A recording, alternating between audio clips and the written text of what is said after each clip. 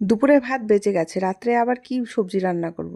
তার জন্য যখন দুপুরে ভাত বেঁচে যায় আমি ঝটপট এই রেসিপিটি করে নিই। প্রথমে আলুগুলোকে তেলে দিয়ে দিলাম, তারপরে নুন হলুদ দিয়ে আলুগুলোকে ভালো করে ভেজে নিলাম। আমরা যেহেতু ননভেজটা অ্যাভয়েড করি সেহেতু এখানে তার জন্য সয়াবিন দিয়ে দিলাম। সয়াবিনটাকে এখন তেলে ভালো করে নেড়ে নেব। সয়াবিনে কিন্তু প্রচুর তেল লাগে। তারপরে ভালো করে নেড়ে চেড়ে সয়াবিনটা নামিয়ে নেব। বাই দ্য ওয়ে, এই কড়াইয়ের অবস্থা হয়েছে সয়াবিনটা ভাজার জন্য, কেউ এটাকে খারাপভাবে নেবেন না। তারপরে এখানে তেলের মধ্যে পেঁয়াজ দিয়ে দিলাম। পেঁয়াজগুলোকে একটু ভালো করে ভেজে নেব যতক্ষণ না সেদ্ধ হয়ে যাচ্ছে। তারপর নুন হলুদ দিয়ে দেব।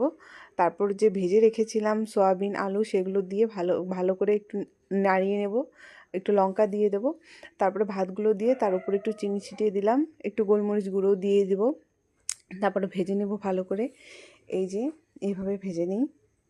এটা খুবই সিম্পল একটা রেসিপি, এটা সবাই করে আমি জানি, তাও একটু শেয়ার করতে মন চাইলো তাই শেয়ার করলাম। ব্যাস হয়ে গেল, রেডি।